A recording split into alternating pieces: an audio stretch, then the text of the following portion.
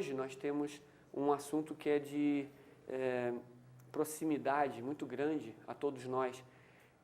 Nossos amigos, nossos avós sempre diziam que para tudo na vida tem um jeito, só não tem jeito para a morte. E eu achava interessante essa colocação dos mais velhos, dizendo que tudo é possível na vida e que não há jeito para a morte. E eu me instigava com essa colocação. Além de um fatalismo, tinha uma questão de resignação. As religiões ocidentais pregaram muito a vida sendo confinada nesse breve espaço de tempo, de uns 60 a 80 anos, em média, e que esse vislumbre da vida tão breve do planeta, um planeta com milhões de anos, e nós, com esses pouquinhos anos, estaríamos numa ânsia muito grande de viver e num fatalismo de que a morte seria o fim de tudo. E as religiões, então, ocidentais, com a sua noção de inferno e medo da morte, nos colocaram uma angústia muito grande no viver, uma certa pressa, uma certa ansiedade, um certo ardor de viver que estaria sempre solapando os momentos de paz, os momentos de serenidade, os momentos de reflexão. E essa ansiedade por viver, essa pressa na vida, a busca de experiências as mais variadas possíveis, no menor espaço de tempo, nos colocam numa correria em que não há tempo disponível para as coisas espirituais. Há uma sede muito grande, muito ansiosa de experiências dos mais variados tipos e que nos colocam numa pressa, numa angústia e deixamos de viver o momento presente, viver aquilo que é para ser vivido. A infância passa correndo, a meia-idade passa mais rápido ainda na ocupação com a sobrevivência da própria e da família, e a velhice passa numa certa culpa de não ter vivido direito e ao mesmo tempo de estar acabando e que já vem o fim, e é uma angústia muito grande olhar a vida e olhar a morte dessa maneira. O Ocidente está desse jeito em termos de violência, pressa, angústia, ansiedade, muito por causa dessa tradição filosófico, cultural e religiosa que nós temos aqui no Ocidente. O Ocidente tem que estar correndo, o ser humano tem que estar angustiadamente à busca de experiências e nós não temos tempo para as coisas genuínas, para as coisas espirituais, para as coisas eternas que vão para a eternidade junto conosco. E essa oportunidade de investigar esse tema que está tão próximo a nós, pois sabemos que é bem próximo, a morte nos é colocada como uma irmã, uma companheira que está à espreita em cada momento de nossa vida e muitas vezes a gente pode tê-la como uma companheira realmente para um viver melhor e não para um viver mais ansioso e mais preocupado. As religiões orientais têm uma parcela interessante a nos colocar, pois elas buscam o entendimento do processo da morte e da vida como um todo, uma vida melhor vivida a partir da compreensão do processo da morte. Então, para entender a morte, precisamos entender um pouco o que é a vida. Precisamos questionar o que é a vida por excelência, a natureza das coisas vivas. E a vida, como nós sabemos, nos seus primórdios, nós podemos pegar um exemplo de um organismo bem primitivo e verificar como que a vida funciona no processo evolutivo de desvelar da consciência. Vamos imaginar um organismo muito primitivo, lá nos tempos pré-históricos, em que a única atividade vital era que na presença da luz, aquele organismo se fechava. E na ausência da luz, aquele organismo se abria. Então, naquele ato de abrir ante a ausência da luz e fechar-se ante a presença da luz, é o processo de resposta aos estímulos externos. A vida faria parte desses estímulos externos, que são os desafios, a variedade, a alternância e a sequência de estímulos alternados e diferentes que nós recebemos podem ser considerados como um aspecto vida da nossa existência. É uma energia que nos impele a experimentar. Então, esse organismo muito primitivo, ele fecha na presença da luz. Na ausência dela, ele abre. E esse sentido de desafio, estímulo, para que possamos então responder a esse estímulo, vai brotar a consciência, vai fazer aparecer a consciência como uma resposta aos estímulos que essa vida dá.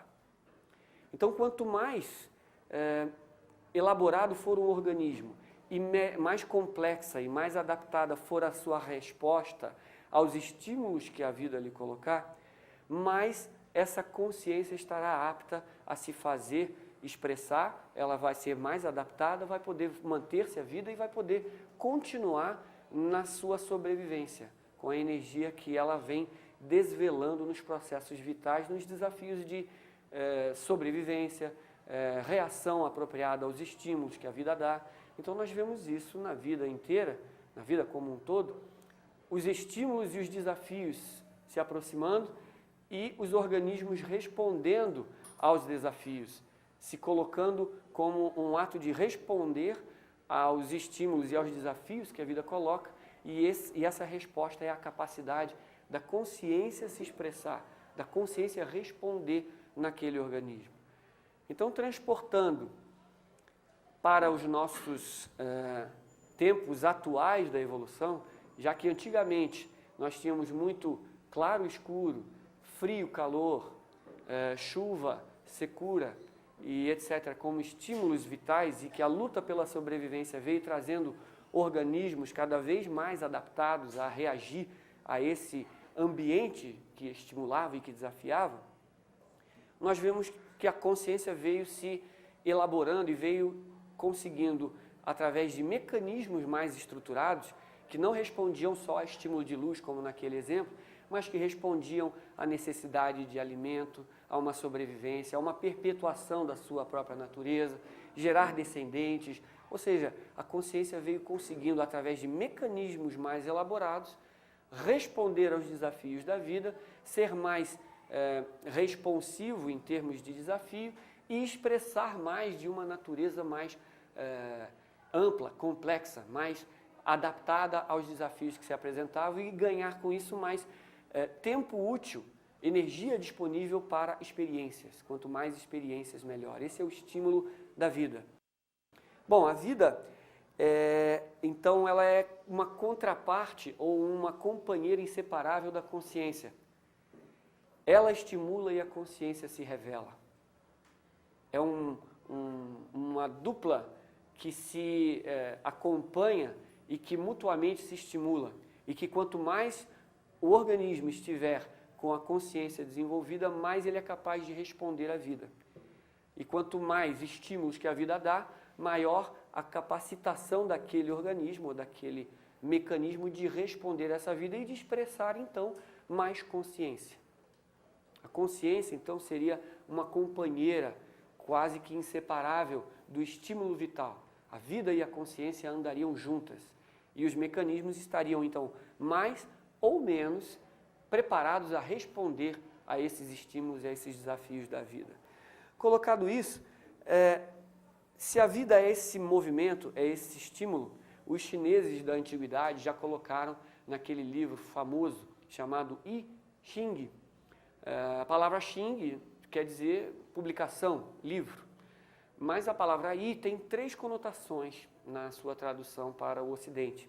A palavra I significa ao mesmo tempo mudança, mutação, tanto que ele é chamado de o livro das mutações, ele é até usado como oráculo. Esse primeiro aspecto mostra uma realidade que ninguém acho que vai contestar dessa nossa vida, que é o aspecto de mudança, de movimento.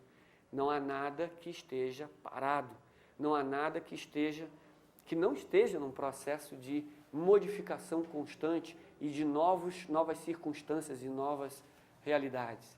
Então esse processo vital, ele é mutável, ele é sempre desafiador porque está sempre mudando. Esse é um movimento, é o primeiro aspecto de I. O segundo aspecto de I é com a ciclicidade. Na ciclicidade vê-se o segredo no movimento.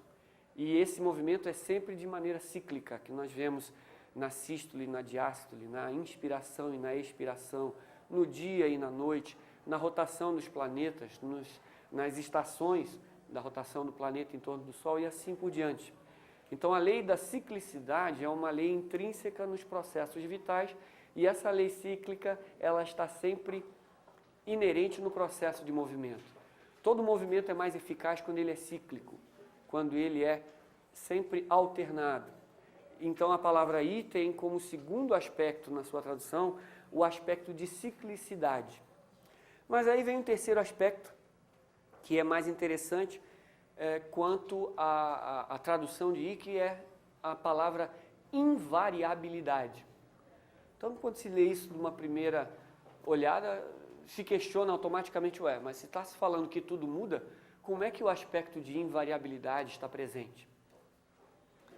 É justamente o aspecto invariável da mudança que está presente nos seus ciclos e nas suas mutações. A única coisa que não muda é que tudo muda na vida. Então, já do chinês, já da tradição oriental antiga, nós podemos entender uma certa sabedoria de que no processo de mudança e no processo cíclico da movimentação da vida, existe só uma coisa que é invariável, o próprio processo de mudança. Esse é invariável. O resto tudo muda. Todas as condições, as configurações estão num eterno e cíclico processo de mudança. E essa mudança pode se expressar numa maneira de configuração, como pode se expressar numa maneira de preparação ou não para os desafios da vida, pode se expressar como a capacitação ou não de enfrentar esses desafios e de, com o não enfrentamento ou a não capacitação, perecer na morte e para renovar-se numa nova vida. Todo o processo de vida e morte nós vemos ciclicamente ser também inserido no processo vital. De onde a gente pode olhar que, já que os organismos vivos se adaptaram, se prepararam para responder aos desafios da vida, no organismo mais complexo que nós conhecemos, no nosso mundo atual, que é esse ser complexo e desconhecido chamado ser humano, o homem, incluindo a mulher, obviamente, o ser humano, melhor dizendo, esse ser tão complexo, esse ser tão maravilhoso, será que ele está preparado e ele está adequado para responder aos desafios que a vida coloca ante ele no mundo de hoje?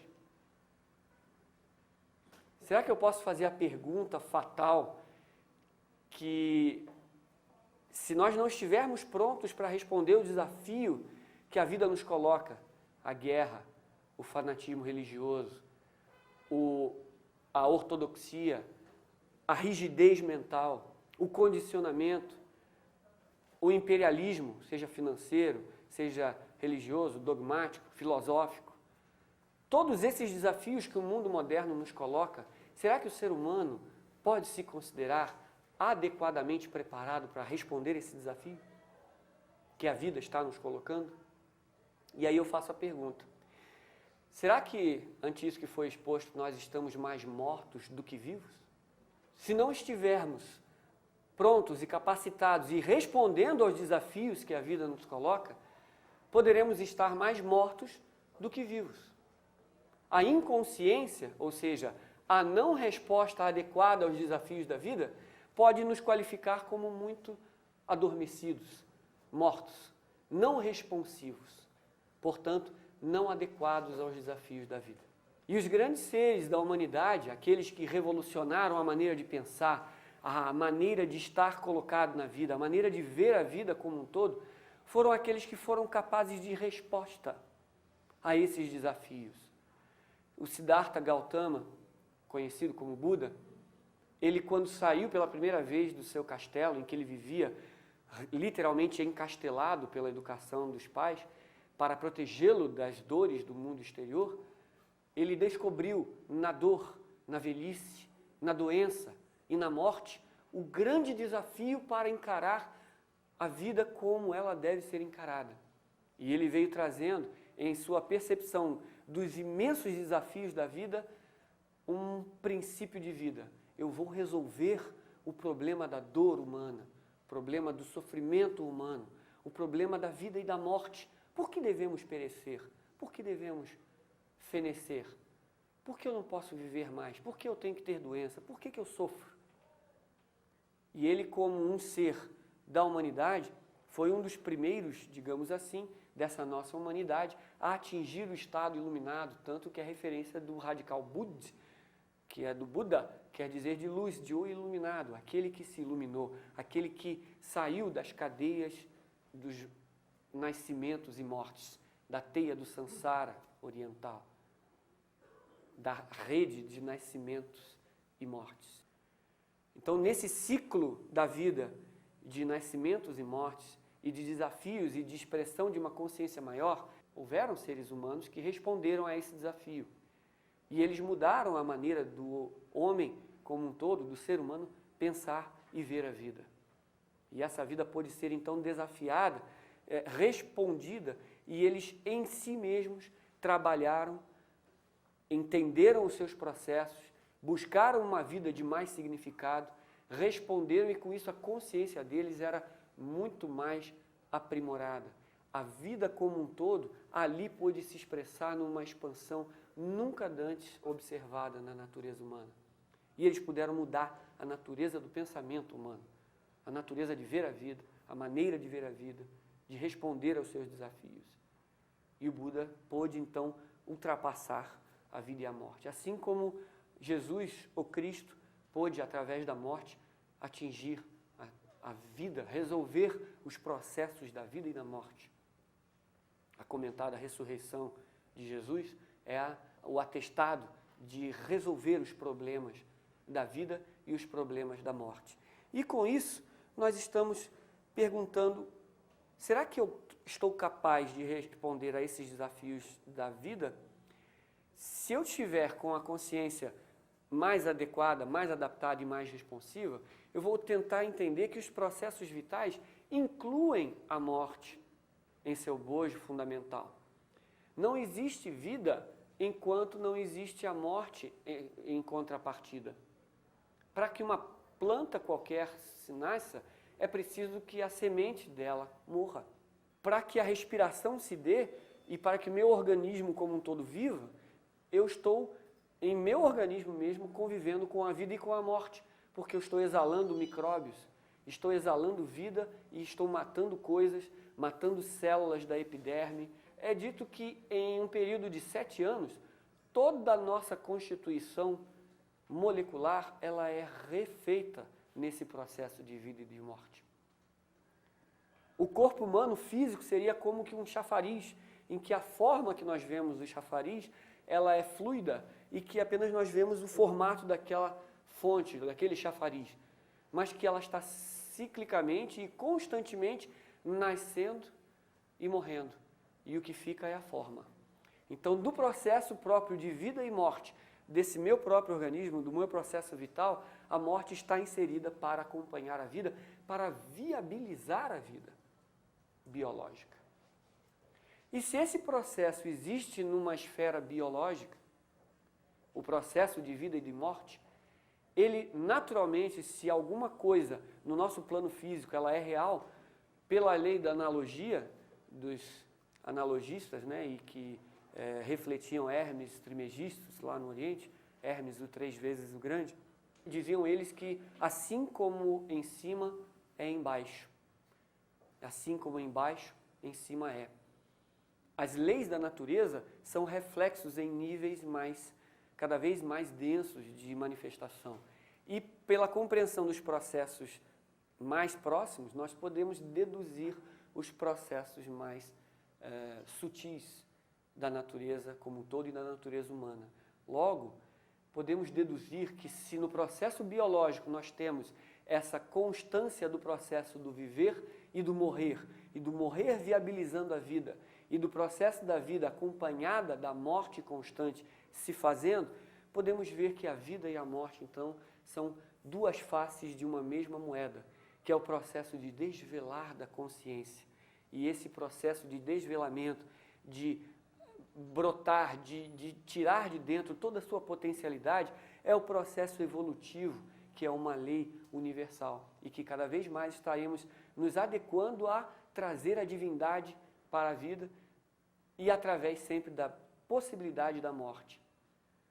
E trazendo isso então para um processo psicológico, nós podemos ver então que daquele ser psicológico que não aprende a morrer para as suas estruturas mentais, para a sua estrutura da psique, em termos de apego, desejo, experiências, luta por sobressair, luta por sobreviver, etc., os seus processos psicológicos teriam o mesmo princípio. Se não soubermos um aprendizado de como morrer psicologicamente para as nossas próprias ideias arraigadas, para os nossos próprios preconceitos, para os nossos próprios apegos, para a nossa própria falta de flexibilidade ante a vida, não poderemos estar prontos para responder os desafios que ela nos coloca. Se eu não aprender a morrer internamente, a morrer psicologicamente e me transformar no processo vital de desafios, não estarei adequadamente preparado para responder a esses desafios. Logo, a consciência não vai poder se expressar pelo meu mecanismo, pelo meu organismo. E o processo de vida e morte não será pleno, rico, evoluído, se eu bloquear o aspecto morte no aspecto vida. Então eu estarei morrendo aí literalmente, porque eu estarei bloqueando os aspectos da vida. Que bom que eu não sei mais alguma coisa, ou que eu posso renovar o meu conhecimento de algo. Eu posso morrer para a minha ignorância anterior e estar pronto para conhecer o novo. A vida nunca é velha. Os estímulos da vida são sempre novos. Podem ser cíclicos, mas eles são sempre novos. E nós não podemos estar preparados a ver a vida com olhos novos se a vemos com os olhos do passado. Se eu tento manter aquilo que já é velho e inadequado na minha psique, na minha maneira de ver a vida, para encarar aquilo que é novo. Como eu posso responder à vida que é nova com a minha visão que é velha? Com a minha natureza psicológica que já não está mais adequada, pois os meus conceitos já não estão mais adequados à eterna mudança cíclica da vida. Parece então que a arte de viver está diretamente relacionada com a arte de morrer. A capacidade de morrermos psicologicamente pode nos trazer a capacidade de responder à vida, psicologicamente falando.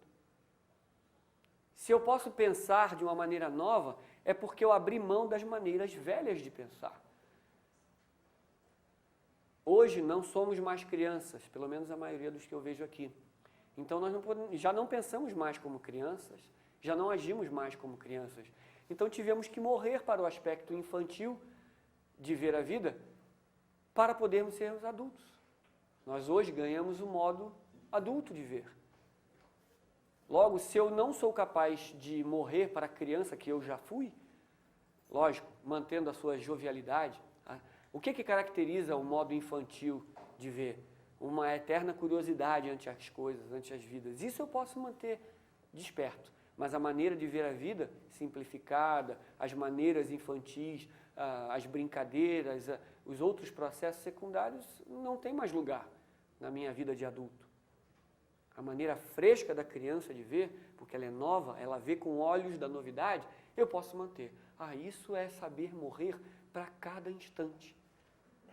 A criança que já está envelhecendo, ou o jovem que já está envelhecendo, é aquele que começa a se fechar nos seus conceitos, é aquele que começa a bloquear o fluxo vital na sua visão da vida, e aí o processo do envelhecimento se dá.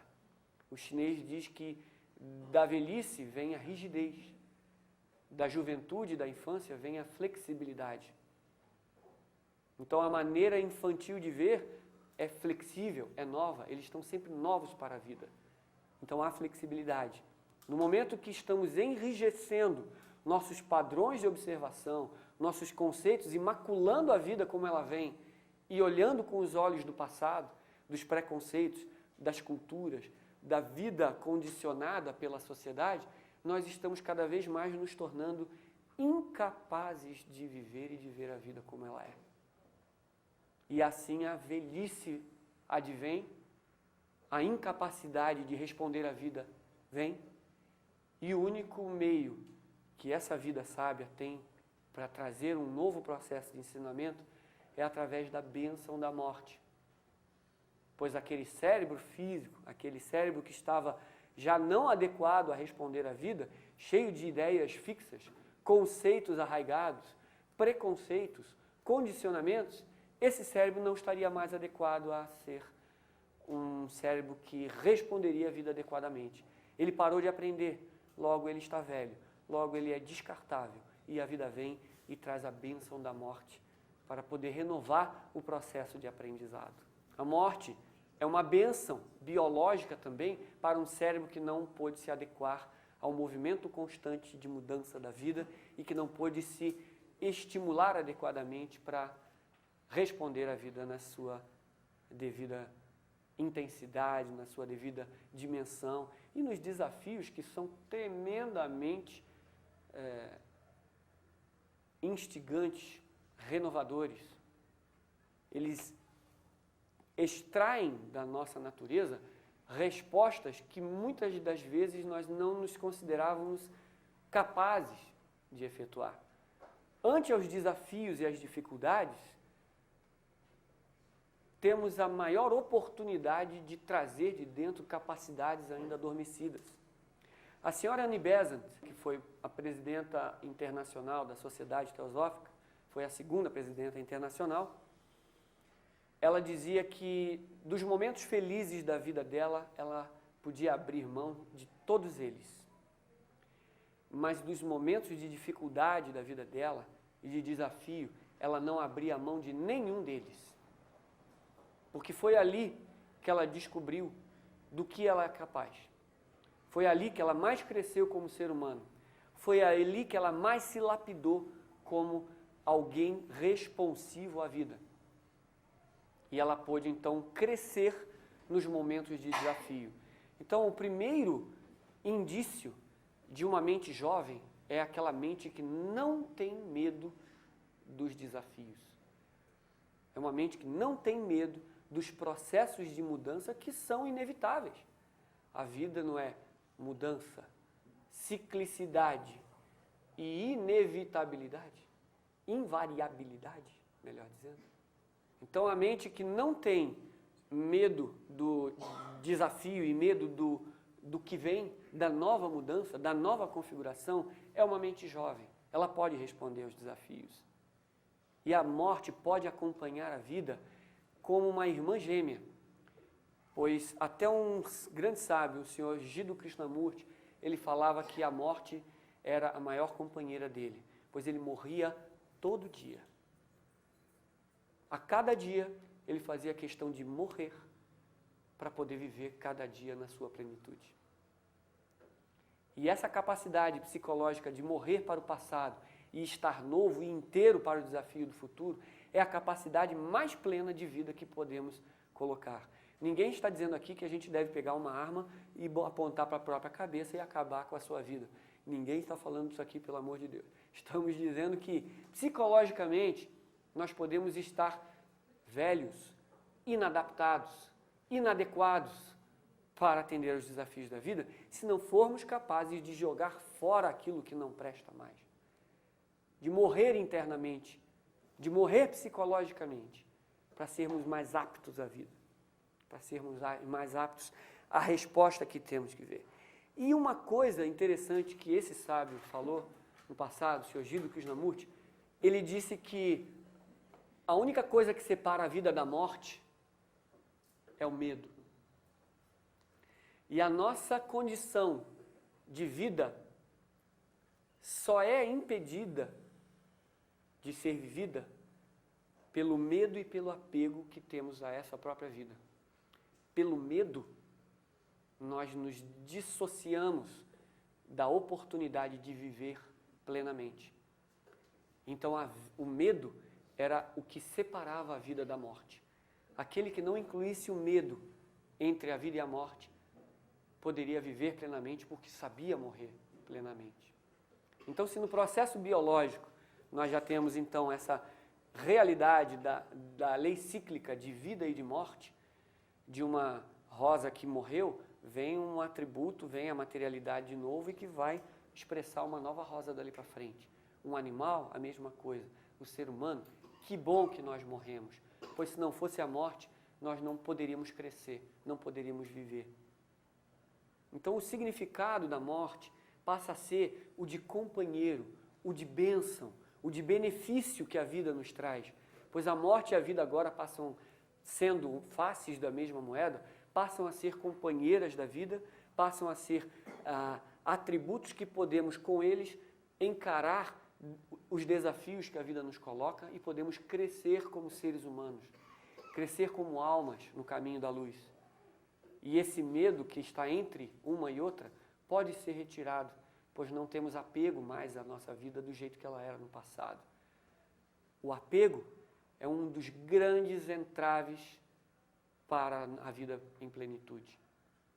Esse pensador também dizia que como é que o ser humano, por incrível que pareça, ele diz que tem medo da morte se ele não conhece a morte. O ser humano não pode ter medo do que ele não conhece.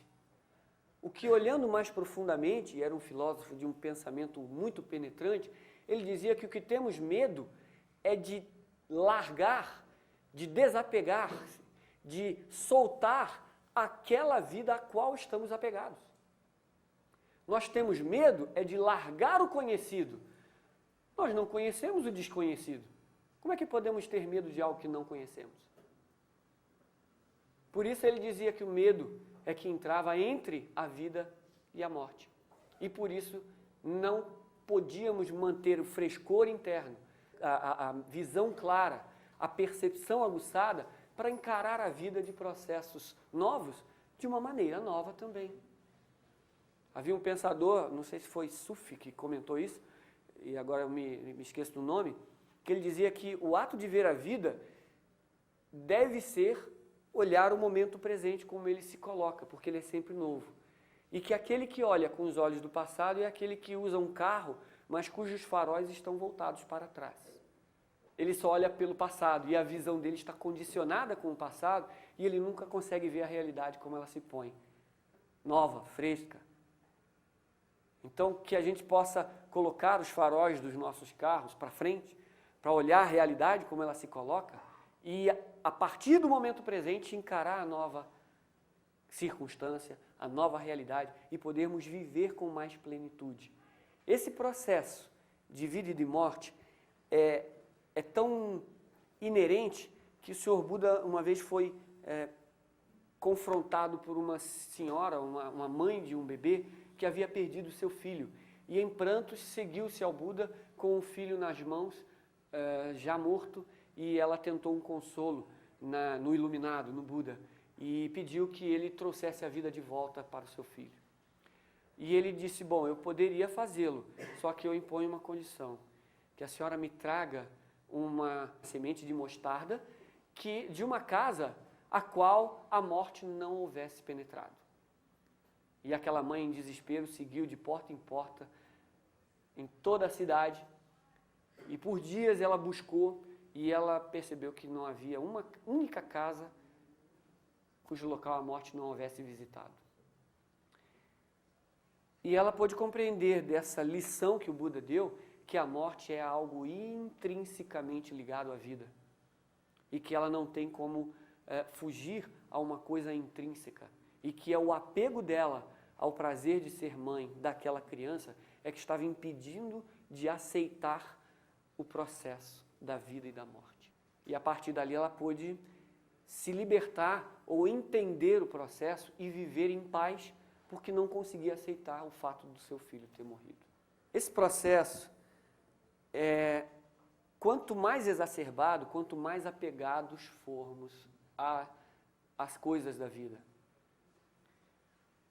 a tudo que nos dá prazer e a tudo que nos dá dor, se estivermos centrados num mecanismo que se opõe à vida, se ela nos dá dor, ou se busca e agarra a determinadas experiências porque nos dá prazer, nós estaremos sempre aumentando o conflito e o sofrimento inerente à perda como um todo. O processo da morte no Ocidente pode ser compreendido como um processo de perda, em que os que ficam choram a perda de um ente querido. Agora, a gente nem sabe como está aquele que foi. Então, o sofrimento é muito e intimamente ligado ao apego que nós temos daquilo que nos dá prazer, àquilo que nos dá prazer na vida, e o medo de perdermos aquilo que nos dá prazer na vida. E o apego de segurar aquilo que nos dá prazer e a vontade inerente de afastar aquilo que nos causa dor, cuja experiência seja dolorosa. Esse apego, esse medo, está intrinsecamente ligado na sede da vida. E aquele que está extremamente identificado apenas com o aspecto fenomênico da vida, está extremamente atado, apegado, e não está pronto a responder à vida, porque a vida vai te tirar coisas. Você vai perder coisas, se você considera que você possui alguma coisa. O ato de você achar que perdeu, você está inserido na ilusão de que possui alguma coisa. Por acaso nós possuímos alguma coisa nessa vida? O que é meu realmente nessa vida? Meu filho? Ele é filho da ânsia de viver, como dizia Khalil Gibran. Meus pais? Eles já estão indo embora, podem estar muito velhinhos, então eu vou perdê-los, mas eles são meus ou têm a própria vida? O que é nosso, de fato?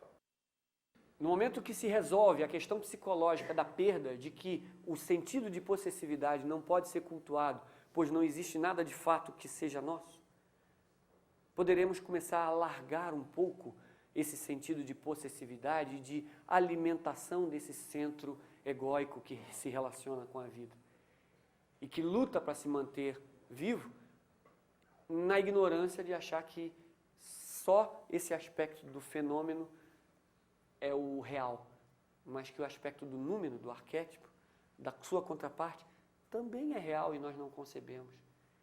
Só a existência é real e a não existência. Por que só o dia deve ser real e a noite? Para eu inspirar no meu pulmão, eu tenho que expirar, para dar lugar à nova inspiração.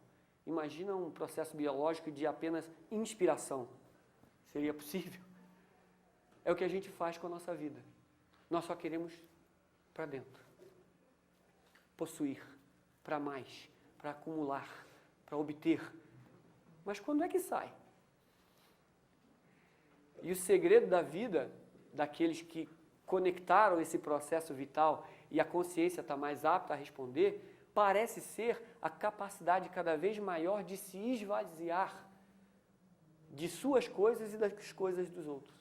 No taoísmo, é dito que a capacidade mais elevada no aspecto da meditação é a capacidade do esvaziar-se. No processo do Tai Chi Chuan, existe o processo da exalação e do yang, do para fora, e existe concomitantemente, logo após, em sequência, o processo yin e o processo de inspiração, de absorção da energia. E que, consequentemente, imediatamente após, existiria o processo yang de expiração e de exalação da força. Mais uma conotação de que não existe possibilidade de inspirar sempre. O processo cíclico se faz biológica, psicológica, mentalmente, espiritualmente. E a morte agora pode ser encarada como uma bênção. Pode ser encarada como uma vida em movimento, a morte em movimento, ambas uma única coisa concomitante, e nós, psicologicamente, adequando a nossa natureza, não nos apegando à vida, não tendo a sede pela vida e pela experiência, com aquela ansiedade que tem, e sim olhar equanimemente o processo de vir a ser, o processo de topo e base, o processo cíclico de estar por cima, estar por baixo, ter e dar, ser, não ser,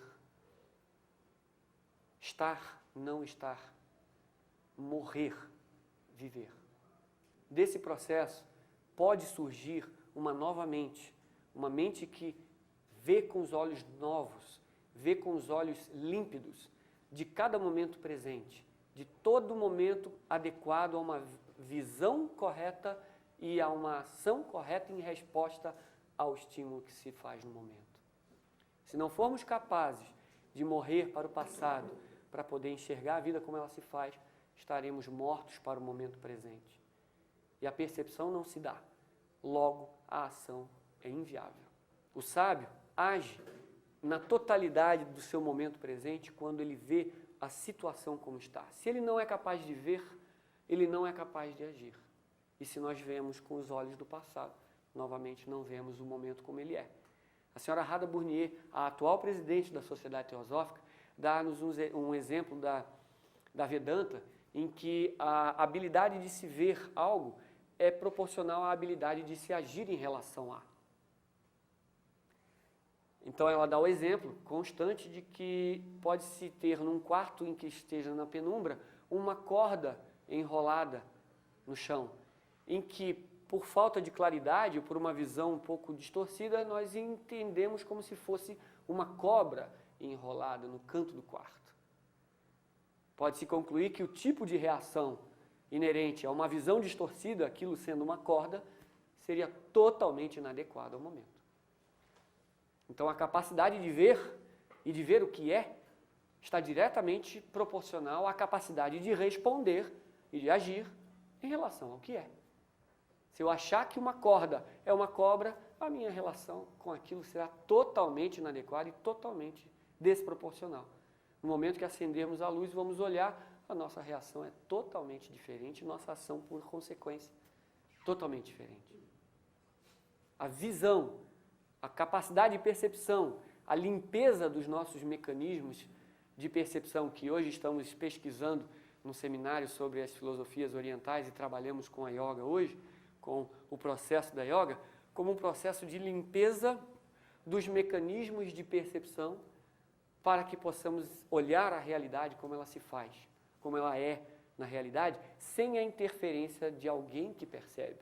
E esse alguém que percebe é que condiciona a experiência do perceber. Se esse alguém não estiver egocentrado, não estiver maculado e colorido por muita cultura, muito condicionamento, muito preconceito, ele vai ser novo e vai ser viável à percepção por excelência, aonde vai ser um estado espiritual, não mental de conhecimento. O estado de genuíno conhecimento seria um estado espiritual de comunhão entre aquele que vê e aquilo que é observado, aquilo que é visto. Não é um estado mental. O estado de conhecimento genuíno, espiritualmente falando, é um estado de comunhão entre o percebedor e o percebido. Então ali só vai existir a percepção. A observação, não o observador, mas uma coisa observada. Esse foi capaz de morrer para as suas impurezas, para os seus condicionamentos, para os processos mentais que obnublam a percepção da realidade, que impedem, que enevoam a percepção. E os processos mentais são a causa da ausência da percepção direta da realidade. Quando se tem, por exemplo, uma aliança, nós temos a capacidade de visão de diferentes pontos de vista. Se for um ladrão que olhar essa aliança, ele vai ver, opa, é ouro. Então, é uma visão. Se for um ourives, um que trabalha com ouro e joias, vai olhar essa aliança de uma maneira diferente. Se ela foi bem feita, se ela é uma obra de arte, se ela é bem acabada, se ela é uma coisa preciosa, de valor. Se for uma mulher apaixonada, que está prestes a se casar, ela vai ver como um símbolo do amor eterno que ela vai se dedicar à paixão e ao amor eterno da vida dela em comunhão com outro ser, o ser amado. Ela vai ver um símbolo de uma beleza de relacionamento. E para cada ponto de visão existirá uma percepção específica condicionada àquele que observa. E aí está o segredo fundamental. Para se observar limpidamente e se poder agir, a necessidade de um esvaziamento, um deixar ir, um largar das coisas que não prestam mais para a vida e poder responder com toda a plenitude ante a esse momento de percepção e estar pronto, límpido, adequado a responder. E essa ação que brota desse momento é uma ação adequada, inteira e não deixa marcas, não deixa vestígios. Há um conceito no Oriente chamado de Nishkama Karma, que é um termo da palavra sânscrita que compõe as palavras de karma significa ação. Kama tem todo um simbolismo de a sensação, o usufruto, o gozo de uma sensação, um apego a um prazer sensório, uma tendência a apegar-se a sensações, a experiências sensoriais e um certo apego a esse experimentar. E Nish é uma negativa. Então, Nishkama Karma seria uma proposta de ação na qual o agente não se apega aos frutos, aos benefícios daquela ação correspondente. Logo, se pudermos agir pela necessidade da ação, e se não houver necessidade de ação, não agir, sem apego a benefícios no futuro, a motivações no passado, sem necessidades egocentradas, estaremos libertos da cadeia temporal de causa e efeito. Logo, Nishkama Karma é aquele que age sem interesse no benefício e no fruto da própria ação. Então, quando a vida se coloca com um desafio e requer uma ação, ele se aplica na ação, ele executa aquela ação e a ação encerra-se ali, pois ele não tem vínculo com ela, ele não cria apego com ela e ele resolve plenamente e dali ele está novo para a próxima ação, sem vestígios, sem bagagens do passado. Ele pode morrer para cada momento e tocar a eternidade, pois quem está preso no passado está preso no tempo. Quem está novo, límpido para a vida no momento presente, esse pode tocar a eternidade, pode tocar a vida total, pois ele não se maculou com a atmosfera mental que é de interesse próprio, que é tempo por excelência. É a ação kármica que necessariamente vincula ao tempo futuro. Ele então não age com motivação egoísta, ele não está inserido no tempo. Então ele pode agir de uma maneira inteira, completa, íntegra. E daí, terminar a ação, morrer para ela. Acho que, pelo processo que nós já estamos, então, observando, o processo de morte e o processo de vida podem ser o mesmo e único processo que viabilize a nossa pureza interna, que viabilize a percepção direta das coisas. E agora, a morte começa a perder o seu peso, começa a perder a sua dor, começa a perder o seu fardo, pois se a morte vier como uma bênção para que eu, que com aquele cérebro velho não consigo mais aprender, possa, com um cérebro novo, poder aprender, é uma bênção. E o ciclo da vida e morte pode ser feito com um novo cérebro, poder estar novo para novos aprendizados, novas experiências e o processo cíclico da evolução no ser humano se fazer numa noção normal, suave, regular, rítmica. Um dos aspectos de I, que seria da ciclicidade, implica também uma ciclicidade suave, uma ciclicidade natural. E esse texto chinês, o I Ching, tratado como um oráculo para a própria vida, é o livro das mutações, ele é utilizado como oráculo justamente por perceber dos movimentos da vida quais são as circunstâncias e quais são, nesses movimentos, os próximos estágios de mudança que ocorrerão. Logo, ele pode ser utilizado como um oráculo de descobrir os processos vitais, pois se no processo de mudança existem estágios que um decorre por consequência do outro nos processos vitais, eles apenas se renovam, sempre de maneira nova, mas eles se renovam, eles voltam, eles são cíclicos. Enquanto não aprender sobre a perda, por exemplo, eu sempre sentirei a dor da perda. Se eu compreender que eu não posso perder nada, porque eu não possuo nada, então a perda não tem lugar, eu não sofro a dor da perda, porque ela não tem lugar.